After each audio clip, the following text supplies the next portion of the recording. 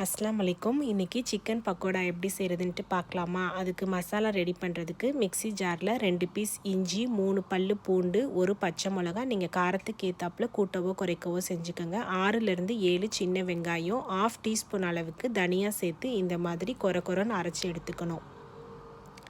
நான் boneless chicken 300 gram அளவுக்கு எடுத்திருக்கேன். அது கூட 1 டீஸ்பூன் அளவுக்கு மிளகாத்தூள், 1/2 டீஸ்பூன் மஞ்சத்தூள், 1/2 கப் அளவுக்கு கடலை மாவு, அதே சேம் அளவில் அரிசி மாவும் சேர்த்துக்கிறேன். அது கூடவே 2 டீஸ்பூன் அளவுக்கு கார்ன்ஃப்ளவர் மாவும் சேர்த்துக்கணும். 1 டீஸ்பூன் அளவுக்கு கரம் மசாலா, கருவேப்பிலை, உப்பு தேவையான அளவு, ஒரு முட்டை சேர்த்து தண்ணிலாம் எதுவுமே சேர்க்கக்கூடாது. இந்த முட்டை இந்த இதுலேயே நல்லா மிக்ஸ் பண்ணிக்கணும். இதை நல்லா மிக்ஸ் பண்ணிவிட்டு ஒரு 15லேருந்து 20 நிமிஷம் வரையும் நல்லா ஊற விட்டுருங்க. அப்போ தான் அந்த மசாலா எல்லாமே நல்லா அந்த சிக்கனில் இறங்கி நல்லா கோட் ஆகும்.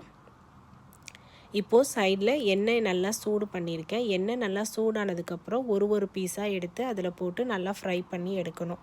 நல்லா கோல்டன் ப்ரௌனில் ஃப்ரை பண்ணணும்.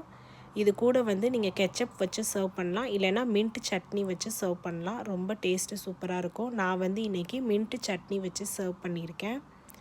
நீங்களும் இந்த ரெசிபி ட்ரை பண்ணி பாருங்கள். இது பிடிச்சிருந்துச்சின்னா லைக் பண்ணுங்கள். தேங்க்ஸ் ஃபார் வாட்சிங். பாய்.